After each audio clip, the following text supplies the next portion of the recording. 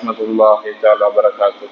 الحمد لله رب العالمين والصلاة والسلام على سيدنا محمد وعلى آله وأصحابه أجمعين أما بعد. கண்ணியமிக்க அல்லாஹ்வின் நல்லடியார்களே, எல்லாம் வல்ல ரப்புல் ஆலமீன் அல்லாஹ் ஜல்ல ஷானஹு தஆலா நம்மையும் நாம் தொழுத இந்த சுபஹனுடைய தொழுகையையும் நம்மிடத்திலிருந்து பரிபூரணமாக கபூல் செய்வானாக.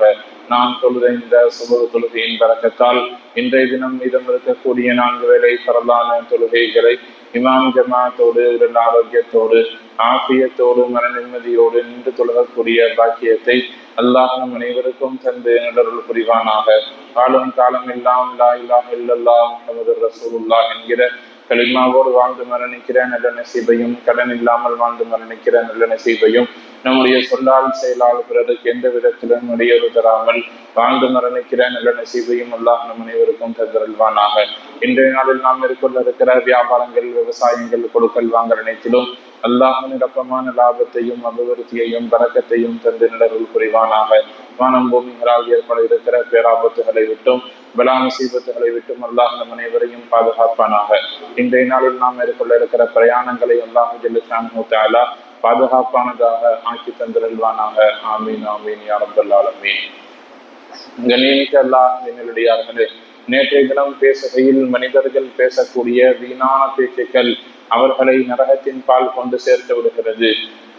அல்லாஹு ஜல்ல ஷானஹு தஆலா நரகவாசிகளை பார்த்து அல்லது சொர்க்கவாசிகள் நரகவாசிகளை பார்த்து மா சலகக்கும் ஃபீ ஸகர், ஸகர் என்ற நரகத்தில் நீங்கள் எப்படி நுழைந்தீர்கள் என்று கேட்கிற பொழுது அவர்கள் சொல்லக்கூடிய வார்த்தைகளில் ஒன்று வகுன்னா நகூலு மஅல் காஃபிலீன், நாங்கள் வீணானவர்களோடு சேர்ந்து வீணான விஷயங்களில் ஈடுபட்டிருந்தோம், அல்லாஹ் ரசூலை மறந்துவிட்டு வீணான பேச்சுக்களை, பிரயோஜனம் தராத விஷயங்களில் நாங்கள் ஈடுபட்டிருந்தோம், எனவே இந்த நரகத்திற்கு வந்து சேர்ந்து விட்டோம் என்று அவர்கள் சொல்லுவார்கள் என்கிற செய்தியை முன்னிறுத்தி நேற்றோடு சில விஷயங்களை நாம் பேசியிருந்தோம்.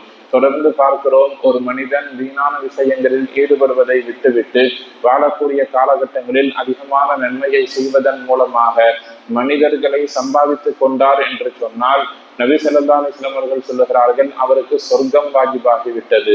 நேற்று சொன்னோம், வீணான வார்த்தைகளின் மூலம் நமக்கு நரகம் வாஜிபாகும் என்பதாக. இன்றைக்கு சொல்லுகிறோம், நபி ஸல்லல்லாஹு அலைஹி வஸல்லம் அவர்கள் வீணான விஷயத்தை விட்டுவிட்டு வாழக்கூடிய காலகட்டத்தில் மனிதர்களுக்கு பிரயோஜனத்தை ஏற்படுத்துவதன் மூலம், நல்ல வார்த்தைகளை பேசுவதன் மூலம், நல்ல வேலைகளை செய்வதன் மூலம், நல்ல ஒரு நன்னடத்தையின் மூலம் மனிதர்களை ஒருவர் வாழ்நாளில் அதிகமாக சம்பாதித்துக் கொள்ளுகிறார் என்று சொன்னால் அவருக்கு சொர்க்கம் வாஜிபாகி விடுகிறது என்று ரசூலுல்லாஹி ஸல்லல்லாஹு அலைஹி வஸல்லம் சொல்றார். ஒரு நாள் நபி ஸல்லல்லாஹு அலைஹி வஸல்லம் மஜ்லிஸில் ஒரு மனிதருடைய மௌத்து செய்தி சொல்லப்படுகிறது. இன்னாருடைய மகன் இன்னார் இந்த இடத்தில் வஃபாத் ஆகிவிட்டார் என்று சொன்ன பொழுது மக்களில் ஒரு சிலர் பேசிக் கொள்ளுகிறார்கள், சாலிஹான மனிதர், நல்ல மனிதர், அவர் இப்படி இறந்து விட்டாரு என்று மனிதர்கள் கவலையாக இறந்துவிட்ட அந்த மனிதரை பற்றி உள்ள நல்ல விஷயங்களை பேசுகிறார்கள், கவலைப்படுகிறார்கள். இப்படி வஃபாத் ஆயிட்டாரா, இன்னும் கொஞ்ச நாள் இருந்திருந்தார்னா அவரால் இன்னும் 4 மனிதர்கள் நன்மையை பெற்றெடுப்பார்கள், நல்லது அவங்களுக்கு கிடைச்சிருக்கும், இப்படி வஃபாத் ஆகிவிட்டாரே என்று ஒரு 4 பேர் அவரை பற்றி நல்ல விஷயங்கள் பேசியதை நபி ஸல்லல்லாஹு அலைஹி வஸல்லம் அவர்கள் கேட்டுவிட்டு சொல்லுவார்கள், வஜபத், அவருக்கு வாஜிபாகிவிட்டது என்பதாக. இன்னொரு மனிதருடைய மௌத்து செய்தி ரசூலுல்லாஹுடைய மஜ்லிஸில் சொல்லப்படும், இன்னாருடைய மகன் இன்னார் இந்த இடத்தில் வஃபாத் ஆகிவிட்டார் என்று ஒரு சில காலகட்டத்திற்கு பின்னால் சொல்லப்படுகிற பொழுது அங்க ஒரு சில மக்கள் பேசிக்கொள்வார், நல்ல வேளை அவர் இறந்து விட்டார், அவரால் நமக்கு எந்த பிரயோஜனமும் இல்லை, இது நாள் வரைக்கும் நமக்கு இருந்த அந்த நெருக்கடி எல்லாம் நீங்கிவிட்டது, சும்மாவா இருந்தார், வாழக்கூடிய காலகட்டத்தில் மக்களுக்கு எவ்வளவு நெருக்கடியை கொடுத்தார், மக்களுக்கு எவ்வளவு சோதனைகளை கொடுத்தார், எவ்வளவு குழப்பங்களை மண்ணில் ஏற்படுத்தினார், ஒரு வேளையாக அல்லாஹ்வுடைய கிருபையால் அவர் மரணித்து விட்டார் என்று மக்களில் ஒரு சிலர் நல்ல சந்தோஷமாக பேசிக் கொள்ளுகிறார்கள். அதை பார்த்து நபி ஸல்லல்லாஹு அலைஹி வஸல்லம் அவர்கள் வஜபத், கட்டாயமாக விட்டதுன்னு சொல்லுவாங்க. சொல்லிவிட்டு சஹாபாக்கள் அதற்கான காரணத்தை கேட்கிற பொழுது நபி ஸல்லல்லாஹு அலைஹி வஸல்லம் அற்புதமாக விளக்கம் சொல்லுவார்கள்.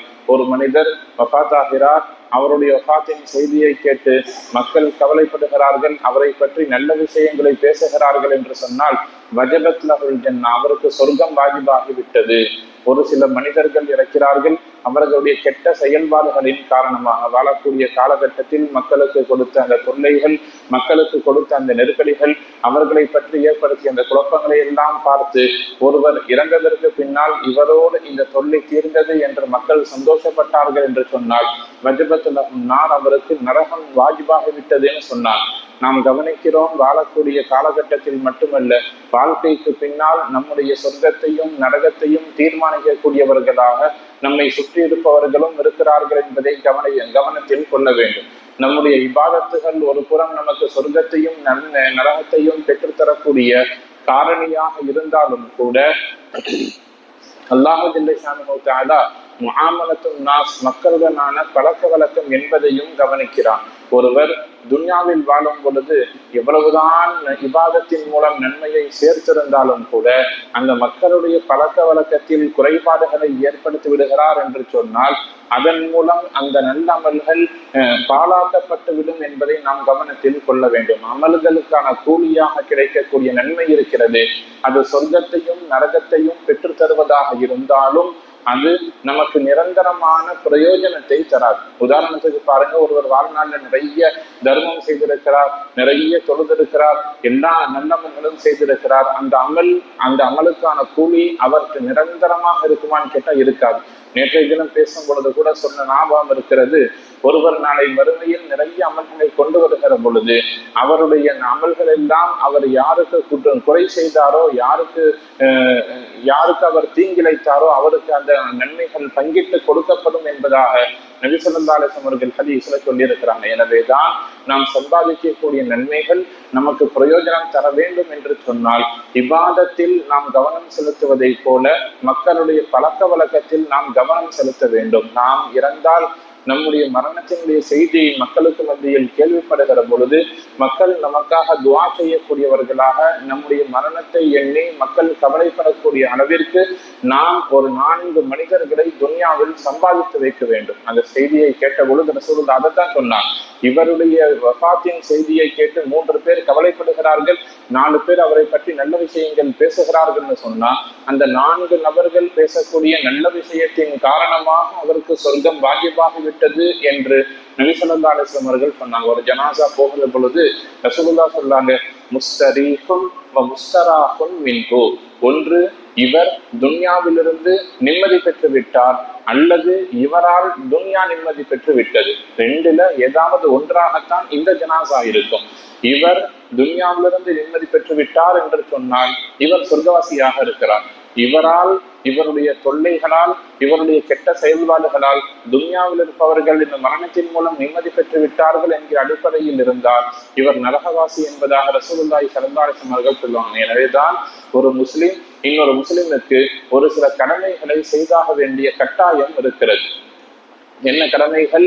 ஒருவர் உங்களுக்கு சலாம் சொல்லுகிறார் என்று சொன்னால் அவருக்கு நீங்கள் பதில் சொல்லுவது உங்களின் மீது கட்டாயம் வாஜிப் என்று நபி ஸல்லல்லாஹு அலைஹி வஸல்லம் சொல்லியிருக்கிறாங்க. என்ன காரணம்? இவற்றையெல்லாம் நாம் பேணுகிற பொழுது நமக்கு மத்தியில் முஹப்பத் கிடைக்கும். ஒருவர் உங்களுக்கு விருந்திற்காக வேண்டிய அழைப்பு கொடுக்கிறார் என்று சொன்னால் அந்த அழைப்பை நீங்கள் ஏற்றுக்கொள்ள வேண்டும், அவருடைய விருந்துக்கு நீங்கள் சென்று கலந்து கொள்ள வேண்டும். ரசூலுல்லாஹ் கட்டாயம் என்று சொல்லுகிறார்கள். என்ன காரணம்? இது மக்களுக்கு மத்தியில் பிரியத்தை ஏற்படுத்தும். ஒருவர் உடல்நிலை சரியில்லாமல் இருக்கிறார் என்று சொன்னால் அவரை சென்று நீங்கள் நலம் விசாரிக்க வேண்டும். நோய்கள் எல்லாம் சரியாயிருக்கான்னு கேட்கணும். என்ன காரணம்? அது உங்களுக்கு மத்தியில் பிரியத்தை ஏற்படுத்தும். அண்டை வீட்டாருக்கு நன்மை செய்ய வேண்டும். காரணம், உங்களுக்கு நல்ல மனிதர்களை அந்த அமல்கள் பெற்றுத்தரும். அது போல இன்னும் நிறைய அமல்களை ரசூலுல்லாஹி ஸல்லல்லாஹு அலைஹி வஸல்லம் அவர்கள் நீங்கள் அவசியம் செய்யுங்கள்னு சொல்லியிருக்கிறாங்க. இவையெல்லாம் நமக்கு என்ன கிடைக்கும்? இவையெல்லாம் நமக்கு எதை பெற்றுத்தரும்னு சொன்னால் நல்ல மனிதர்களை இந்த துன்யாவில் சம்பாதித்து கொடுக்கும். நமக்காக வேண்டி கவலைப்படக்கூடிய, நமக்காக துஆ செய்யக்கூடிய மக்களை நாம் இந்த மண்ணில் சம்பாதிக்கிற பொழுது அது நம்முடைய மறுமையின் வாழ்க்கையை பிரகாசமாக்கும் என்பதை கவனத்தில் கொண்டு துன்யாவில் வாழக்கூடிய காலகட்டங்களில் மனிதர்களின் மீதான பிரியத்தோடும் முஹப்பத்தோடும் வாழக்கூடியவர்களாக நாம் இருக்க வேண்டும். மனிதர்களின் மீதான வெறுப்பை மக்களுக்கு மத்தியில் விதைக்கக்கூடியவர்களாக இருக்கக்கூடாது. ஒரு சில மக்களை நாம் பார்க்கிறோம், எவ்வளவுதான் நேசத்தோடும் பிரியத்தோடும் இருந்தாலும் கூட மக்களுக்கு மத்தியில் அவர் பிரிவினையை ஏற்படுத்துகிறார்கள், குழப்பத்தை ஏற்படுத்துகிறார்கள். இது மாதிரியான அமல்களை கைவிட்டு எல்லா நேரத்திலேயும் மக்கள் ஒற்றுமையாக வாழ்வதற்கு நாம் உறுதுணையாக இருக்க வேண்டும். அல்லாஹ் ஜல்ல ஷானஹு வ தஆலா தௌஃபீக் செய்வானாக. வாஹிரு தஅவானா அனில் ஹம்துலில்லாஹி ரப்பில் ஆலமீன்.